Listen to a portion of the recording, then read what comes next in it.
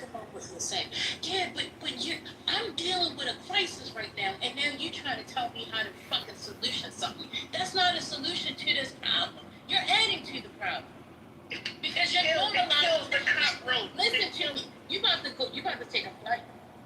Because if you're normalizing the bullshit, it is invasive for somebody who is supposed to be blocked from spaces to be able to come into a clubhouse room and to stream them without their fucking permission. That's the point here.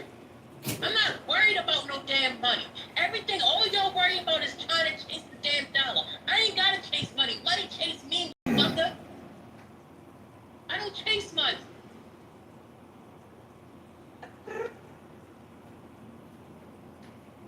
I'm just saying, man. I'm gonna just say you in a minute. But listen, take your drunk ass somewhere and go lay down. Cause that's what's happening. One song only. Hey. Hey. Ow. Hey. Hey. Woo.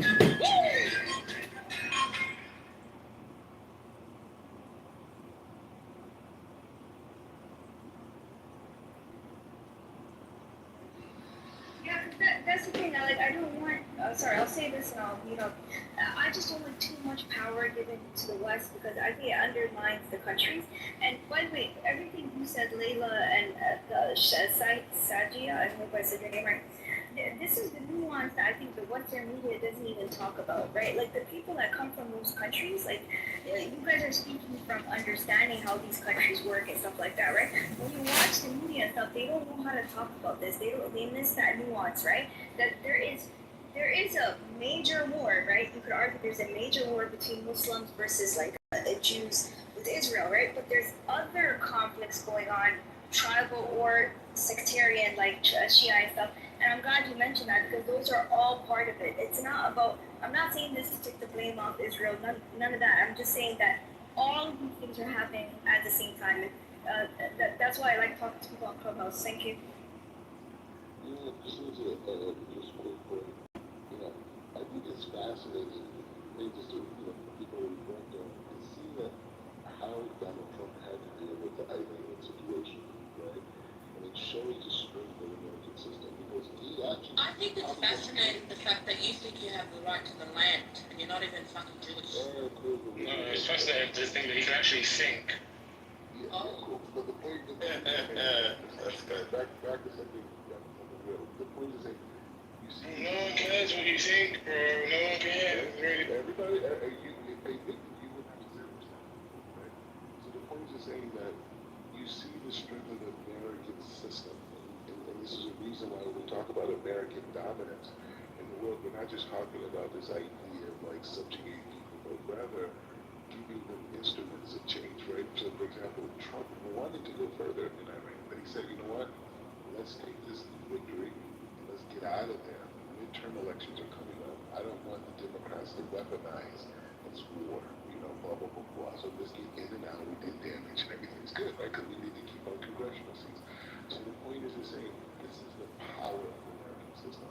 That no single authority, right, is going to be able to be a dictator, right? And I think that's what he does. Talk about dictators, Black Rabbi, you use the words power and dominate, and what was the other word you used? Anyway, something like that. And the thing is, you're all about this dominating, authoritative, taking over, having others submit to you. And you try to, and it's as if you're doing it yourself, but you're not. You're only a cog in the machine. You're not relevant in the grand scheme of things. But you want to make yourself relevant. That's how he becomes president. The point is not talking about relevancy, right? What we're saying is to say just looking at the mechanism of the United States government, the most powerful force in the world. And there you go, power. You guys should not be scared of American dominance. And in fact, American dominance frees the Muslim in the Middle East, right?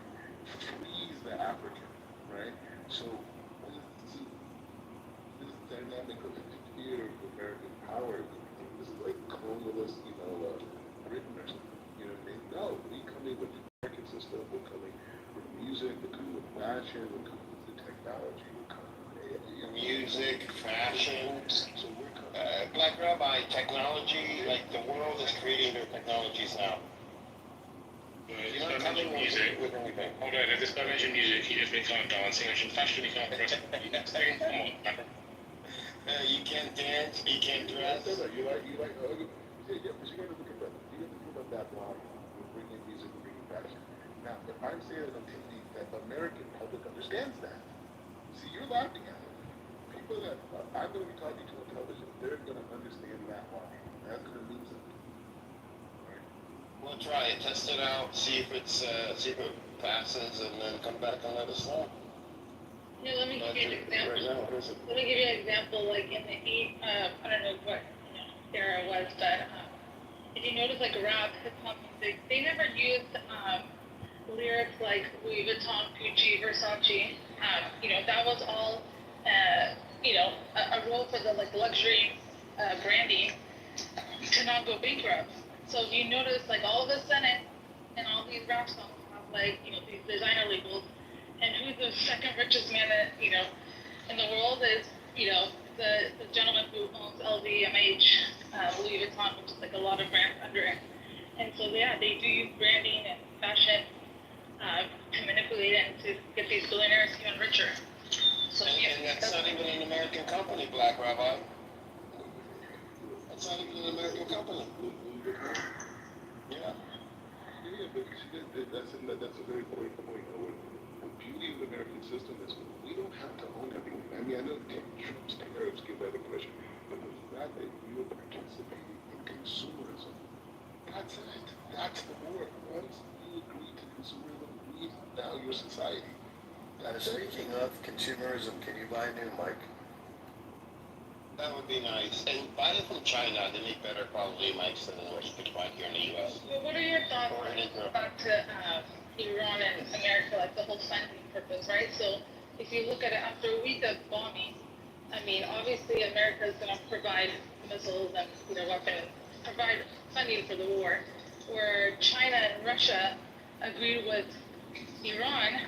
So do you think that was a threat, or like do you think that played a role or not?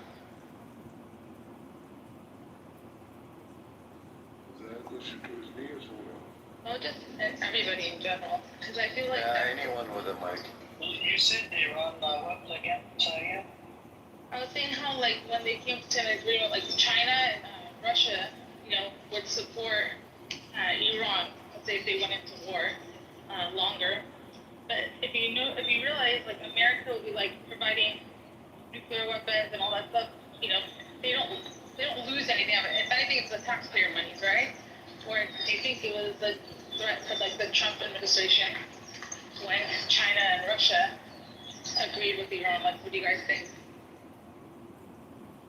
Trump would agree. I don't know if you heard in the middle, like, I don't know, 6 months, a year ago, right, during this Ukraine war, whatever, a lot of people were saying is Trump is begging to Putin, the Russian leader. So, I don't know. Edward, was it you or something? Remember we talked about this, right? About 3 months ago, 4 months ago, something. About Ukraine, Trump. Trump was like pretty much on his knees for Russian leader, right? Yeah, well, Sir. Well, Trump foolishly made it a campaign promise that got the presidency, and then of course Russia is maximizing that leverage, and so despite what the West says and the U.S. says how Russia is losing, if it's losing, why is Russia in Ukraine, not the other way around, and why is Russia not, and they are offering to sit down with Ukraine. I don't think Russia wants to give the win to Trump, is what the issue is. I don't think that they want Trump in the middle. They want to go through Ukraine directly. So it's, and keep in mind it was the U.S. that stopped the ceasefire agreement between the two countries in 2022, along with Germany. They were sitting down. Russia gave them a great offer. They kept some of the or one of the provinces at their border that is Russian, basically. And, you know, as long as it didn't join NATO, you know, there would be no war. There would stop the war. And Zelensky initialed the ceasefire agreement. It's like hundreds of pages long. Permanent agreement, by the way. And you initial it, and then you sign the whole thing. Before he signed it, the U.S. and Germans got involved and told him, no, you know, we'll give you all the weapons, all the money, everything you need to go to war with Russia. And it was just to keep Russia busy. It was just to keep them busy, because Russia is aligned with China. And so, you know, but that's nearing its end. There's no more fight in that war left.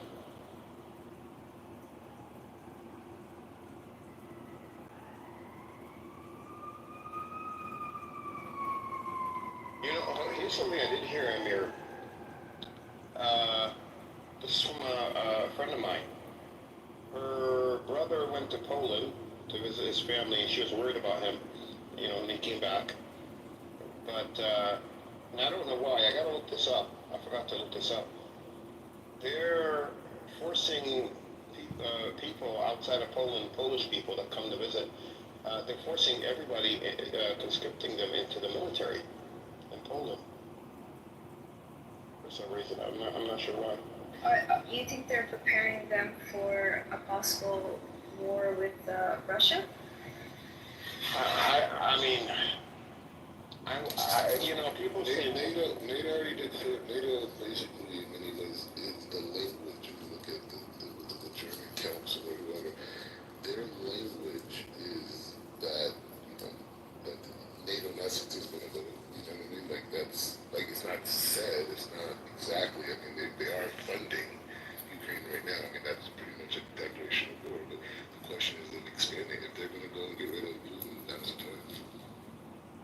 you know, it's easy to say this country is going to go to war with this country, A is going to go to war with B, but Poland is a large, developed country, and they have to weigh the risk. Do they want their infrastructure destroyed? You know, because if it's destroyed, there's nobody out there that's going to help them rebuild. Like, unlike Israel, you know, they don't have an American backer. They don't have an infinite amount of money to pour into their country. So I don't think they'll go to war. Of American money. Poland is, I wouldn't say fairly developed, it's a developed country, I think that's like 3 cities in Poland. Yeah, that's it. You know, I didn't say fully developed. You know. No, it is. It's like yeah, seriously. Yeah. Oh, okay. Well, there you go. A fully developed country. Because the more developed you are as a nation, and of course, depending on your size, I mean, it's a fairly large country. The more you have to lose. I mean, it would just. You don't even have to. Poland, like you don't have to beat Poland. You just destroy enough of their infrastructure. You destroy their economy. You destroy Poland. That's just for any country. So it's not that easy. That this country will go to war with that country. Even if you win, you could still be destroyed. No, but I agree with you. But what I'm saying now is just like it's a massive consolidation of power and interests, right? So I'm just saying, like, and this is a sad thing. It's like you guys talk about Iran and you guys are defending them. It's like this is crazy. But the reality is, like, everybody wants peace, right? All the Gulf states. No, we just defend any country that attacks Israel. Yeah, that's it. Yeah, fuck Israel. Right? So Israel's definition of peace is firing at Iran first. That makes sense. No. Well, when it came to Gaza before this war here, to warn people that they're going to bomb a building, apartment building. Hold on a second, hold on. Teddy, to warn them before they drop the big bomb, they would drop a small bomb on the building. I'm not even joking. And they call that's the warning. That's the warning bomb for people to leave the building before they drop the big bomb on the building.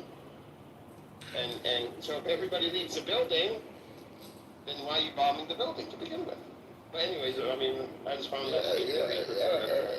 They called it the knocker. The point is to say the Gulf states all one piece, right? Jordan, It would happen without Israel. Jordan, Egypt, Syria, Israel, everybody was unified. The only people who Not are sticking unified. up the They don't want to be one nation. What are you talking about? Israel's like that, but that kid in the playground is not welcome in any city circle group. No, he's like that. He's like that dirty old uncle that. No, but you know those people like will do anything to be friends with a group of popular kids, right? That's what Israel's like. That's fine. I don't have a problem with that analogy, but the point I'm saying is still Syria and Israel are in communication every day. They're normalizing. It's happening. Two, Jordan and Egypt already partners, right? Already partners, right? And then now you have the people in Qatar who have generally been anti, right? They're joining the party with the UAE and Bahrain and Saudi. They're joining that party. We're going to have a Middle East that's completely unified. We have to get You're forgetting something, Black Rabbi. Saudi Arabia is not going to join until there is a solution for the Palestinians to have their own. It's BS. It's BS. It's BS. This is where your peace theory. This is where your peace theory is apart, because you're fine with peace with other people, but you're fine with massacring human beings. And so you don't see this with you. You see how you took. You see how you took my position. Yes, his definition of peace. But remember, your mentality, it's the same as Hitler, right? Let's have peace in the country. Let's wipe them all out and then we'll have peace. I want to point out with Edwards. And it's not BS either, because this is what Saudi Arabia's position has been for like 2 years now. Yeah, but they're doing business with everybody's working. Okay, but I'm saying no, they're not joining the Abraham Accords until. And Trump said this other day. They don't need. And Netanyahu said this other day. Yeah, everybody knows this, but you don't know this? That's talk. It's just talk. No, you have wishful thinking. See, you don't want the Palestinians to have their own, and you have this wishful thinking that we're not going to get. Why do I have anything against the Palestinians? Why are you saying that? Because you're evil. Why you're saying? So evil. You don't, of course, you don't think I think you're decent. Of course I do. Yeah, of course. Okay, but this is the root of your argument, and this is how people need to be educated about this argument. You take the fact that I said that Palestine, there's going to be no state created whatsoever. Everyone knows that, right? But they have to say these things because of the political climate. Everyone knows that. The actions prove it, everything, right? So the point is to say, so you take that position, and now you say you hate Palestinians, you want them to be murdered, and this whole thing, and that is the intellectual dishonesty, and that's the... Black Rabbi, is this the first time you've been in this room? Wait. That's the emotional weaponization that you guys use around this cause. And anybody, oh, you're a baby killer, you're a baby killer. Our baby's not being killed? No, but this is the point. So the dynamic is saying that you guys weaponize emotions, and you've used it. You weaponize weapons. But the American people need to understand these arguments. That's my only point. They can decide what they understand. That's why they don't understand. I have to educate them. And okay, go do it right now. Leave us alone. Calm down. The point is saying you guys use emotional weaponization to control people around your cause. It's a form of intellectual terrorism. We don't have intellectual terrorism. We don't have to control emotions. We don't have to control emotions, Black Rabbi. We don't have to control anything. Actually, all people have to do is turn on social media and look at the videos that are coming out. That's part of the brainwashing. That's part of the brainwashing. We didn't put the videos up there. Can I the Israelis did. The IDF did. Edward, can I ask a question, right? There's a movement within the MAGA, right, that doesn't like war right now, right? So let me ask you a question, right? Just pretend, I don't know where you're from, but just pretend you're American right now. Would you want Trump to put you? Okay, would you want Trump to put you into a war? No, no. Hold on. No, we're $35 trillion Maxie, in Edward, debt. please. We're $35 trillion in debt. Right. Okay. Forget the debt aside, right? would you want to go into war that Trump told you to go into with let's say another country that could be less powerful than you? It's a simple question. You wouldn't want that, right? No. Okay. So let me ask you a question, right? Prior to October 7th, right, there was mass protests against Hamas, right? So let me ask you a question. Is it fair that Hamas forced the Palestinian people into a genocide conflict that they knew they probably likely wouldn't have won? Do you think that was fair to them? Talking about. I'm asking him a question. So we were already in a slow burn genocide to begin with. No, I'm talking about how making that decision for Palestinian people to start a conflict that they would not win, or a genocide, whatever you want to call them. Okay, before October 7th, October 6th, and before, Palestinians were already being genocided. Fair enough. Anytime. Culmination. Sure. This is the culmination of what happens when you go to genocide people. And I agree with you. There were conditions prior to October 7th that there was problems in this region, right? I agree with you. But what I'm saying is Hamas took out all their enemies, right? And they monopolized representing the Palestinian people. And they started, maybe that's the wrong word, right? It's not that you said they responded. Took out their enemies. Yeah, okay, so, okay, is Israel not their enemy? Oh, okay, I don't understand what you're saying, but... my point is that look, I think you're thinking that I'm saying that it's not justified or anything. I'm not making the moral part of the conversation. That's what Black is trying to avoid. Took out their enemies. I wasn't sure what you meant. It's a simple question. It's like, did Hamas make that decision for the Palestinians? Did they ask all the Palestinian people that they were going to, get into a conflict, whether it's for a morally good cause or not? Like, do you think that any of them had reservations? Did they all want to be martyrs? Did they all want to be, part of a conflict? Because you right now wouldn't want Trump to make that decision for you and force you into a conflict, correct? But you seem to think that all Palestinian people want to be martyrs and forced into a conflict. Why is that? Wait. So that's a great argument. It was for me. It's It's a great argument. It was for me. No, I'm curious. Black rabbi. So it's hypothetical. In 2023, my two cousins that died on the by the IDF, they didn't choose to die. The thousands and tens of thousands of Palestinians have died since 1967 and to present. In the West Bank. Forced conscription, right? With Israel, no. Is that not? Wait, no. Let me make it clear. My two cousins. One of them that was in his house when the Israelis came to his door and shot him dead, and my other cousin who was walking down the street and saw someone get shot and went to help him, and 20 years old and was shot in the head. Both passed away in 2023. No one asked them if they can live or die. Israel's not asking us Palestinians if we can live or die. They're only giving us one choice: to die. You're not so they're answer killing her us. question. Answer her question. They're killing us. Shut up, Hold on, because I would ask the same thing for Israeli people, right? I'm showing no, I know. I know. I'm not trying to say equivalent. Why is everything equivalent? I don't understand what you're what are they supposed to do? Let me answer. Wednesday, that's my point. Hypothetical. Yeah. What are they supposed to do? They have no choice. They have to go into the conflict. Yes, that's my point. They have no choice. That's what happens, right? When you're not under a democracy, right? No. That has something to do with a democracy. Or not democracy, or any regime.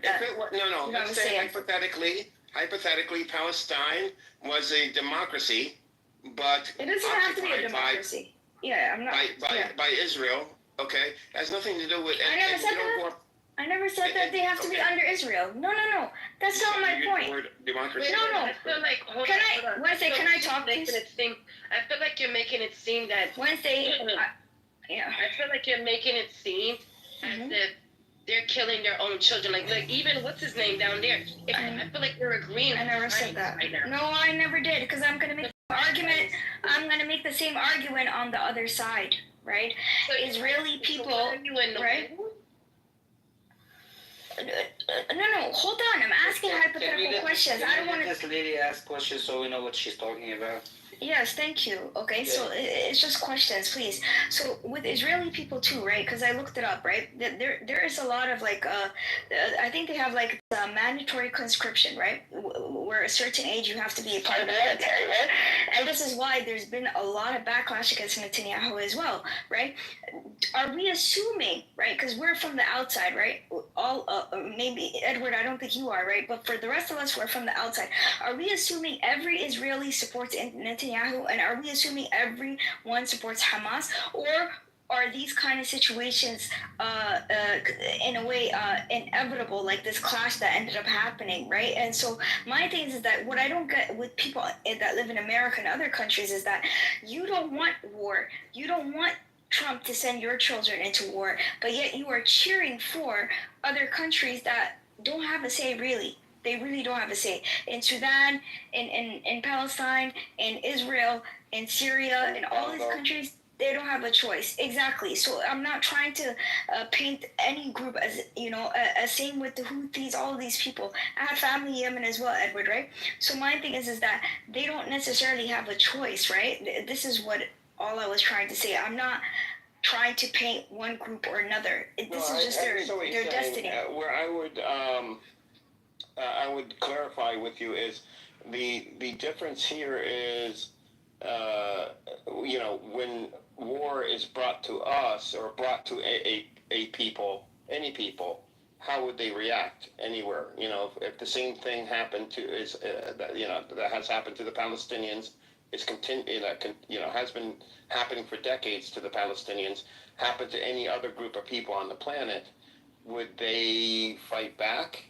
And because they're not Palestinians, they do fight back, but they're not one that they're not. How should I put it?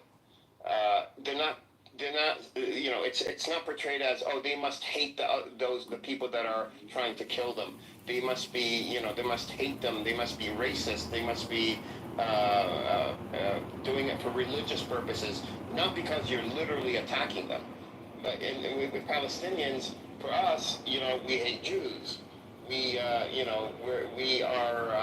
barbarians. We're savages. Every excuse under the sun, except literally the occupation and the people that are attacking us as a reason for us attacking back or being violent against them. And so that's what I want to clarify, that is a distinction. Unfortunately, it's a distinction, a double standard that the world places on Palestinians is not placing on other people. We know why the Sudanese are fighting. It's not because they're racist and barbaric. We know that people are attacking them. We know that outsiders are involved, and no one questions it. Like, no one says that the Sudanese people are bad people for fighting back. No one says that. Edward, Gareth has a prime example. You have the British go 3 times, Russia and America. They never all worked strategy to win that war. Afghanistan had nothing to do with 9/11. That's a prime example of the generation I think all of us can relate to. And they didn't give up. They sat their puppets in the government. They fought, and they fought till the end. Until 3 years ago, Afghanistan was under, a certain occupation. And now Afghanistan is free from the evil, from the Zionists. You talk to the Taliban, they say, my fight wasn't with America or Russia.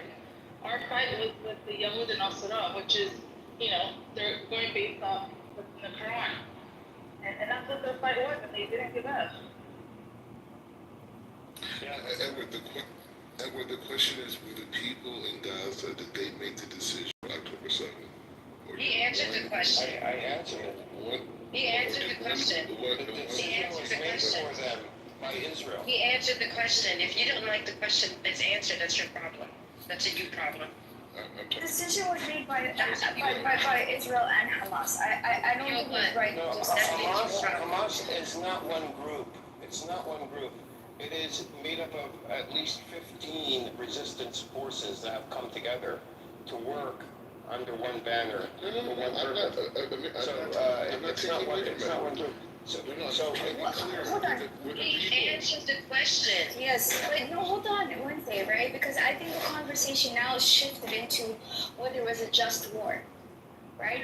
I think that's what and what you're trying to say, right? Was it justified? You're making me lost. The way you think is making me lost. Because you're a type of person that waffles a lot, okay? You waffle a lot. That's not my Is it a intention. just war? Is it a just war Yeah. that you don't want to be oppressed and suppressed? Hell yeah, it's a just war.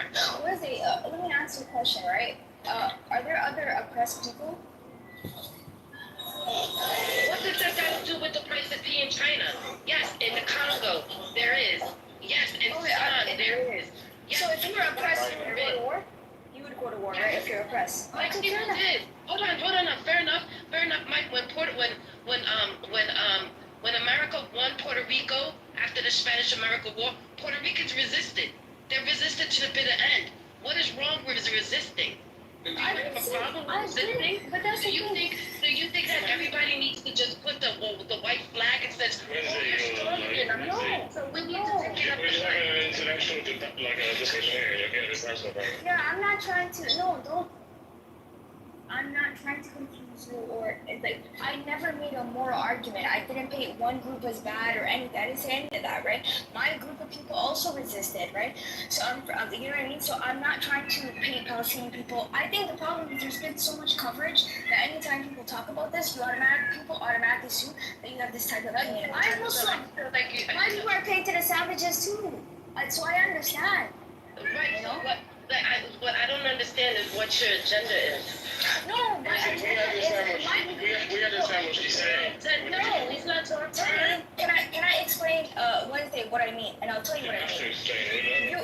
You have people in America. Oh my God, we have people in America, okay, who are anti-war, right? Who want to cheer on Palestinian people, right, or whatever.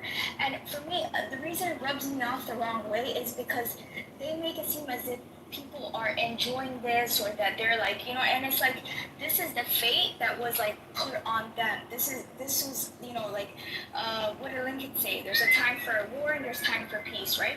And my thing is that the people who are very anti-war in Trump, that group, they don't want war, but they want to cheer on other people. This is the times we're in, the modern times we're in, where we don't want to fight our wars, but we're willing to finance other people to fight our wars. And I think that's cowardly. I think it's cowardly. America has been doing that for a while. Yes, and that's the issue I have. I've always had more of an issue with America. I'll be honest, I'm biased. I have more of an issue with America. I have more of an issue with these rich countries who are using Ukraine, Palestine, and stuff as cannon fodders. That's my issue. That's my bias. Well, yeah, the reason why America is using Ukraine is because they want to destroy Russia. We know that Russia, and because Russia's an enemy to America, and they figured if they take out one, then the only thing they have to worry about is China with Taiwan.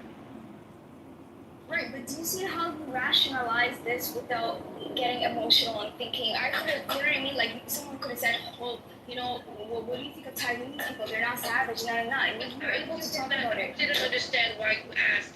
My problem was, if you would have to ask everybody else in the panel, I could have understood the hypothetical. But the fact that you asked Edward, who's a Palestinian himself, who has lost family members there, I didn't know that was what threw me off. Oh, I'm sorry. I honestly did not know that. I think he wanted to. This room is made to have a conversation with the Palestinians. I understood. I No, I didn't assume that everyone was Palestinian. I'm sorry. It was insensitive. No, it's She thought it was American only, didn't she? yeah, because of my white voice, and yeah. No, I do want to make a point here, which does get me pissed off, because he said Yemen.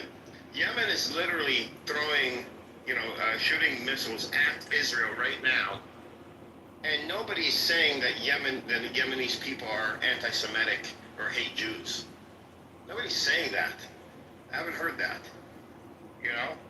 And Yemen got into this with Israel because to support the Palestinians. So Israel wasn't directly, like, they weren't attacking Yemen, but Yemen, decided to attack, to support Palestinians. And nobody's even saying anything about them and saying that not that I think that they're anti-Semitic. I mean, there's Jews in Yemen. But, nobody's saying anything about the Yemenis people hate Jewish people. No, I think they do. This is a religious war. This is religion, and we need to kill them because that's what Islam says, that we need to kill all the Jews, But this is exactly what is said when it comes to Palestinians. No, And we're the ones being occupied. I think that the Yemenis, anyone who talks about what's happening in Gaza right now, they are getting the smoke from the Zionists. I don't think it's just exclusively for like Palestinians. I get your point, but it's not necessarily true because for me as someone who's not Palestinian, when I speak about that kind of stuff, I do get this whole like you hate Jews and you're anti-Semite. Like I don't think that's fair to say, to be honest. In that respect, you're right. In that respect, you're right. I'm talking about the Yemeni people themselves, like even in the news, like or whenever there's like a conversation about what's happening, what the Yemenis are doing in Israel, like they do get the smoke. They do call them anti-Semite. They do say that they. But I don't hear them say. That's the thing, though. In the news, the media, I don't hear them saying that the Yemeni people are anti-Semitic or they're going after Israel because they're Jews. I don't hear that. I've heard it as well. I don't know if you haven't heard it, but I have heard it.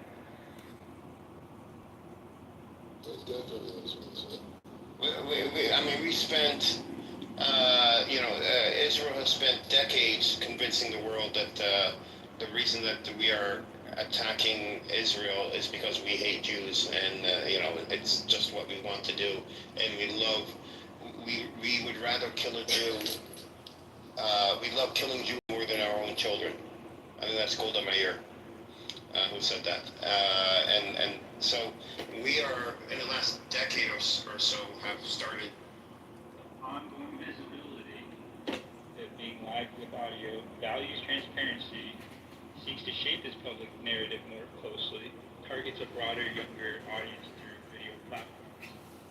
So it's trying to train himself with our content, hide behind our content. Because he could do all this without us.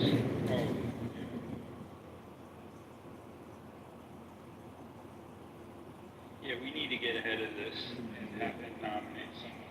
This is ridiculous.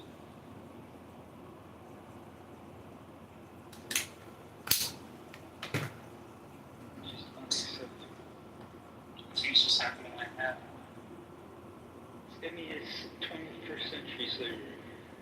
Okay, what are you talking about? I'll figure out. He's trying to.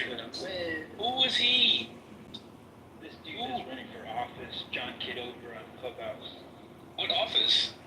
Is it a federal office? Is he running for president? Like, no, what's office? Nothing major, I believe. He's running for Congress. No. He's a Congress.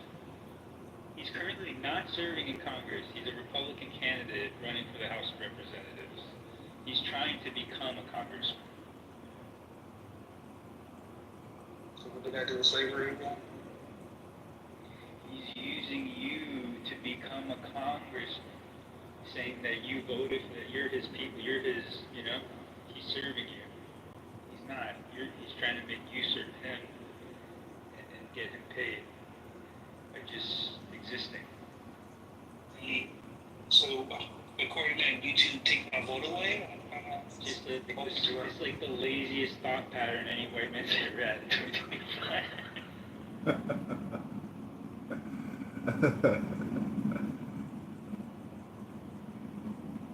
Well, Clubhouse is already, down here. Voice to people, right? You get a conversation with you guys? That's fine. Yeah, but I mean, nobody else is trying to become president over my opinions and views, or your opinion and views, or anyone else's.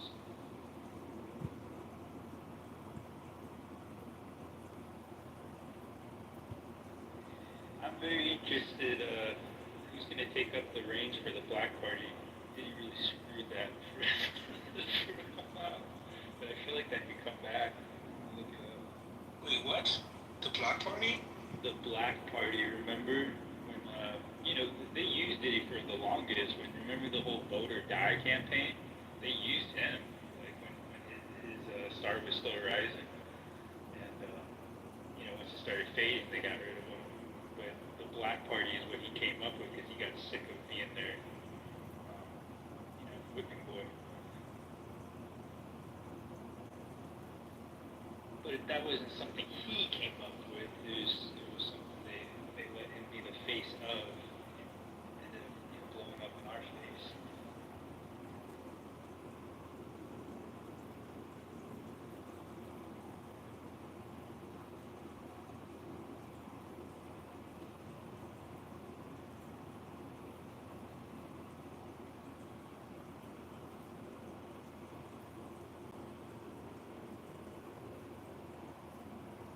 So I discovered something that's going on crazy that so there are some black Hebrew Israelites who are doing this thing called church blitzes, where they are like getting together in groups and like just like bombarding churches during service. Anybody heard about that? It's coming in. They going in. I haven't heard that. Yeah, they coming in groups. Yeah, they coming in like groups. They get together and they call it a Bible blitz, where they go in and start like in like during church service and like start like interrupting the church service and reading or like reading outside the church and like causing disruption.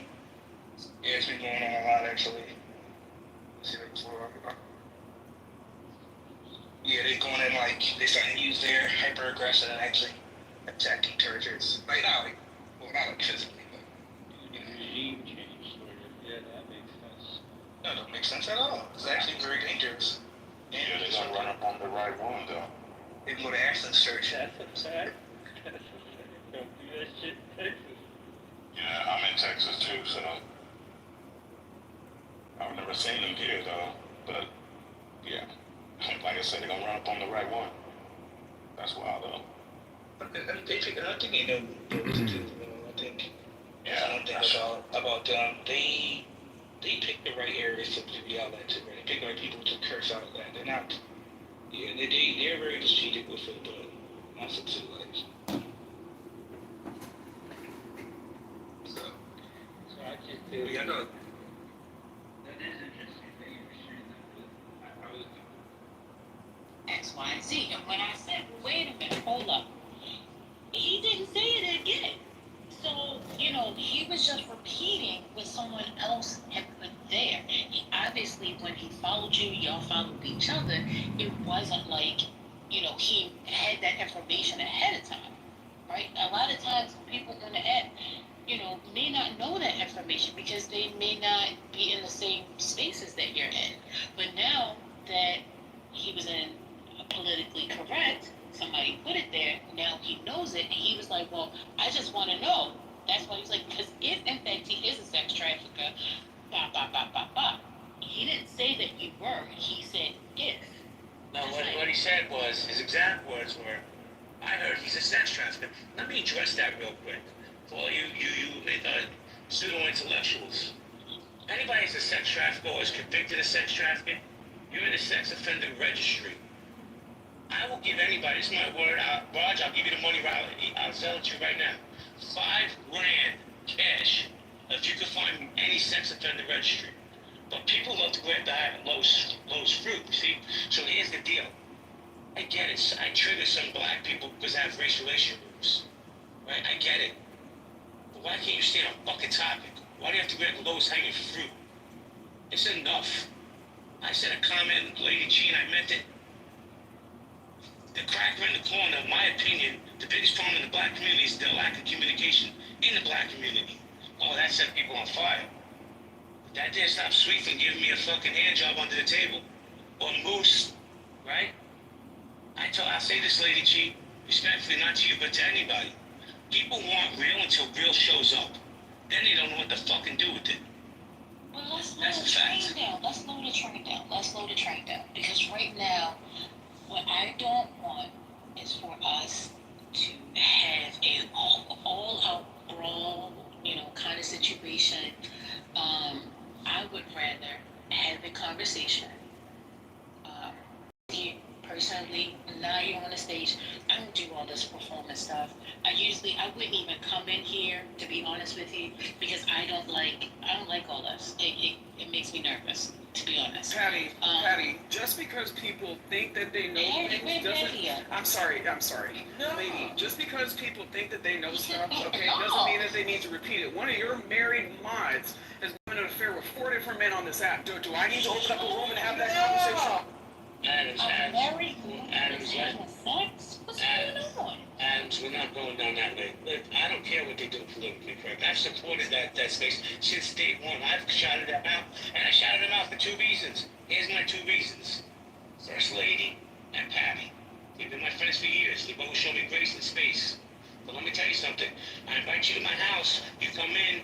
I feed you a steak dinner. I come to your house. You make me eat at the garbage pail. And that's exactly how I felt. See, that's exactly how I felt. I was abused in that space. Shame on that house. And you say you don't want to know how it war? Well, I didn't bring the smoke.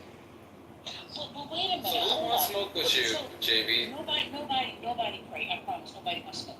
Listen, here's the thing. I nor Patty was there. That would not have went on if it was. When I arrived, whatever had been said ahead of time, I cannot change.